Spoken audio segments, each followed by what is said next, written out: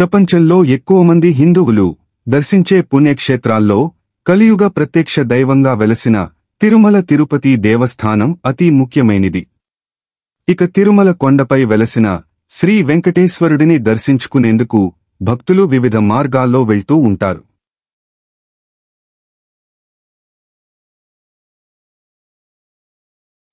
గతంలో తిరుమలకు భక్తులు ఎలా వెళ్లేవారు, ఎన్ని మార్గాలు ఉన్నాయి అని ఇప్పుడు తెలుసుకుందాము. ప్రస్తుతం 2 ఘాట్ రోడ్డు మార్గాలు, 3 నడకదారి మార్గాలు అందుబాటులో ఉన్నాయి. ఈ క్రమంలో ఎక్కువ మందికి 2 నడక మార్గాలే తెలుసు. అందులో ఒకటి అలిపిరి, రెండవది శ్రీవారి మెట్లు. కానీ చాలా తక్కువ మందికి మాత్రమే తెలుసు ఈ 2 మార్గాలు కాకుండా ఇంకొన్ని నడక మార్గాలు కూడా ఉన్నాయని. మరి మొత్తం ఎన్ని నడక మార్గాలు ఉన్నాయి? అప్పుడప్పుడు కడప జిల్లా వాసులు గుంపులుగా మామండూరు ప్రాంతం నుంచి నడక మార్గం ద్వారా తిరుమలకు చేరుకుంటూ ఉంటారు. ఆ వివరాలు ఏమిటో ఇప్పుడు తెలుసుకుందాం. అలిపిరి మెట్ల మార్గం, శ్రీవారి మెట్ల మార్గం, అన్నమయ్య మార్గంతో పాటుగా తిరుమలకి వెళ్లే 2వ ఘాట్ రోడ్డు, తిరుపతికి వచ్చే మొదటి ఘాట్ రోడ్డు అందుబాటులో ఉన్నాయి. ఈ దారి గుండా బయలుదేరుతూనే మాలదాసరి విగ్రహం సాష్టాంగ నమస్కారంతో కనిపిస్తుంది.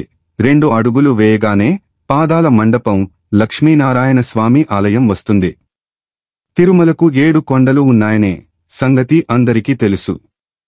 ఈ 7 కొండల గుండా నడక దారిలో ప్రయాణిస్తే తిరుమల ఆలయానికి చేరుకోవచ్చు. అలిపిరి నుంచి తిరుమలకు కొండ ఎక్కిన తొలి భక్తుడు అన్నమాచార్యులే.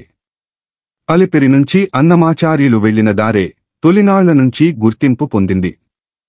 శ్రీవారి ఆలయానికి చేరుకోవడానికి తక్కువ సమయం పట్టే మార్గాలలో ఇది ఒకటి.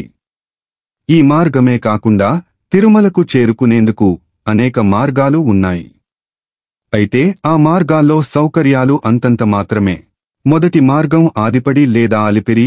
శ్రీవారి ఆలయానికి చేరుకోవడానికి మొత్తం 8 మార్గాలు ఉన్నాయి. వాటిలో మొదటిది, అతి ప్రధానమైనది అలిపిరి. తాళ్లపాక అన్నమాచార్య మొదటిసారి అలిపిరి నుండి తిరుమల కొండ ఎక్కాడని చరిత్ర ద్వారా తెలుస్తోంది. అలిపిరి అనేది తమిళ పదం నుంచి ఉద్భవించింది. తమిళంలో ఆదిపడి అంటే మొదటి మెట్టు అని అర్థం. ఆదిపడి కాలక్రమంలో మారుతూ అలిపిరిగా పేరుగాంచింది. అలిపిరి నుండి మెట్లు దారి ఏర్పాటు చేయకముందు కపిల తీర్థం నుండి గాలిగోపురం వరకు నడకదారి ఉండేది. మాటల అనంతరాజు సోపానాలు నిర్మించాక కూడా కొంతకాలం వరకు కపిలతీర్థంపై ఉండే దారిలో కూడా తిరుమలకు చేరుకునేవారు. పురాతన శాసనాల్లో కనిపించేది అలిపిరి దారి ఒక్కటే. మీకు తాళ్లపాక అన్నమాచార్యులు గురించి తెలుసు కదా. ఆయన గొప్ప వైష్ణవ భక్తుడు మరియు వెంకటేశ్వర స్వామి అంటే ఎనలేని భక్తి, మర్యాద, గౌరవం, ప్రేమ, వాత్సల్యం. ఆయన వ్రాసిన 32,000 కీర్తనలలో శ్రీ వెంకటేశ్వర స్వామి కీర్తనలే ఎక్కువ. అలిపిరి నుండి తిరుమల కొండ ఎక్కిన మొట్టమొదటి భక్తుడు అన్నమాచార్యుల వారే. అలిపిరి మెట్ల మార్గంలో బయలుదేరుతూనే మాలదాసరి విగ్రహం సాష్టాంగ నమస్కారంతో కనిపిస్తుంది. 2 అడుగులు వేయగానే పాదాల మండపం, శ్రీ లక్ష్మీనారాయణ స్వామి ఆలయం, 10 మెట్లు ఎక్కగానే పిడుగుపడి పునర్నిర్మింపబడిన పెద్ద గోపురం, అక్కడి నుండి ముందుకు వెళ్తూనే కుమ్మరి దాసుని సారే కనిపిస్తుంది. అక్కడి నుండి ముందుకు వెళ్తూనే గజేంద్ర మోక్షం, చిట్టెక్కుడు, పెద్దక్కుడు, గాలిగోపురం వస్తుంది. గాలిగోపురం లోపలికి వెళ్తూనే హనుమంతులు పూజించిన సీతారామలక్ష్మణుల ఆలయం వస్తుంది. అక్కడే పెద్ద ఆంజనేయస్వామి ముకుళిత హస్తాలతో ఉన్న విగ్రహం ఉంది. అటునుంచి దక్షిణం వైపు అడవిలోకి వెళ్తూ గంటా మండపం, నామాలగవిలను చేరుకోవచ్చు. అవ్వాచారి కోన నుండి వెళ్తుంటే అక్కగార్ల గుడి వస్తుంది. ఆ తర్వాత మోకాళ్ల పర్వతం వస్తుంది. అక్కడే రామానుజాచార్యుల వారి గుడి ఉంది. మోకాళ్ల మెట్లు చేరుకున్నాక పక్కనే సారెపెట్టెలను చూడొచ్చు. అక్కడ నుంచి ముందుకు వెళితే శ్రీ లక్ష్మీనరసింహస్వామి ఆలయం వస్తుంది. మెట్లు దిగుతూనే అవ్వాచారి ఆలయం, అటు నుండి నడుచుకుంటూ అనేక మండపాల గుండా వెళ్తే తిరుమల శ్రీవారి ఆలయం వస్తుంది. ఇక రెండవ దారి శ్రీవారి మెట్టు, తిరుపతికి 10 కిలోమీటర్లు దూరంలో శ్రీనివాస మంగాపురం ఉంది. అక్కడికి 5 కిలోమీటర్లు దూరంలో శ్రీవారి మెట్లు ఉన్నాయి. ఈ దారి గుండా 3 కిలోమీటర్లు నడిస్తే శ్రీవారి ఆలయంను చేరుకోవచ్చు. ఇక్కడ కళ్యాణ వెంకటేశ్వర స్వామి ఆలయం కలదు. శ్రీవారు ఆయన భార్య పద్మావతి ఇక్కడే వివాహం చేసుకుని శ్రీవారి మెట్లు దారిలో కొండపైకి వెళ్లి వెలిశారు అని పురాణ కథనం. చంద్రగిరి కోట నిర్మించిన తరువాత ఈ దారి వెలుగులోకి వచ్చింది. చంద్రగిరి రాజులు ఈ దారి గుండా తిరుమల వెళ్లి శ్రీవారిని దర్శించుకునేవారు అట. శ్రీకృష్ణదేవరాయలు చంద్రగిరి దుర్గంలో విడిది చేసి ఈ మార్గం గుండా శ్రీనివాసుడిని 7 సార్లు దర్శించుకున్నారని స్థానికులు చెబుతారు. ఇప్పటికీ కొండపైకి కూరగాయలు, పాలు, పెరుగు, పూలు వంటివి ఇదే దారిలో చేరుస్తారు. స్థానికులకు తప్ప ఈ దారి గురించి బాహ్య ప్రపంచానికి తెలీదు అనే చెప్పాలి. ఇక తిరుమలకు వెళ్లే దారులలో 3వ దారి మామండూరు అడవి. ఇది తిరుమల కొండకు ఈశాన్య దిక్కున కలదు. దీనికి మించిన దారి మరొకటి లేదు అని అంటారు పూర్వీకులు. విజయనగర రాజులు ఈ దారిలో నడిచే యాత్రికుల సౌకర్యార్థం రాతి మెట్లను ఏర్పాటు చేశారు. కడప, రాజంపేట, కోడూరు, కర్నూలు, ప్రకాశం నుండి వచ్చే భక్తులు ఈ దారి గుండా శ్రీవారి ఆలయం చేరుకుంటారు. తిరుమల నుండి మామండూరు వెళ్లే నడక మార్గంలో పాలసత్రం నుండి దక్షిణం వైపు వెళ్తే కాకులకొండ వస్తుంది. ఇంకొంచెం దూరం పుతే ఈతకాయల మండపం, తరువాత పడమర వైపు కొంత దూరం వెళ్తే తిరుమలలో గోగర్భ డ్యాం వస్తుంది.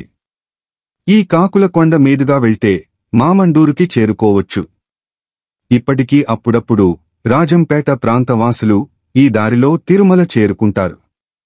పాపవినాశనం డ్యాం నీళ్లు లోయలో ప్రవహిస్తూ తుంబురు తీర్థం మీదుగా కుక్కలదొడ్డి వైపు ప్రవహిస్తాయి. కుక్కలదొడ్డి నుండి సెలయేటిగట్టు మీదుగా ఎగుడుదిగుడులు లేకుండా నడిచి వెళ్తే తుంబుర తీర్థం వస్తుంది.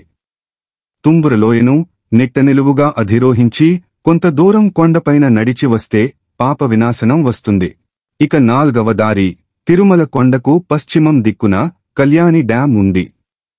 దానికి ఆనుకుని ఉన్న శ్యామలకోన ప్రాంతం నుంచి తిరుమలకు దారి ఉంది. రంగంపేట, భీమవరం వైపు వచ్చే భక్తులు ఈ దారిగుండా వెళతారు. 4వ దారి డ్యాం వద్ద నుండి దారిగుండా 3 కిలోమీటర్లు ముందుకు వెళితే ఒక మలుపు వస్తుంది. అక్కడి నుండి తూర్పు వైపు తిరిగి మరికొంత దూరం ప్రయాణిస్తే తిరుమలలోని ఎత్తైన నారాయణగిరి వస్తుంది. ఇక తిరుమల నడక దారులలో 5వ దారి కడప బోర్డర్లో చిత్తూరు జిల్లా ఎంట్రన్స్ వద్ద కుక్కలదొడ్డి అనే గ్రామం ఉంది. అక్కడి నుండి తుంబురు తీర్థం, పాపవినాశనం మీదుగా తిరుమల చేరుకోవచ్చు. తుంబురు తీర్థం, పాపవినాశనం మధ్య దూరం 12 కిలోమీటర్లు. ఇక తిరుమల నడక దారులలో 6వ దారి అవ్వాచారి కొండ దారి గుండా వెళితే కూడా తిరుమల చేరుకోవచ్చు. ఇక్కడి నుండి లోయలో ఉన్న అవ్వాచారి కోన దారి గుండా పడమర వైపుకి వెళితే మోకాళ్ల పర్వతం వస్తుంది. అక్కడి నుంచి తిరుమల చేరుకోవచ్చు.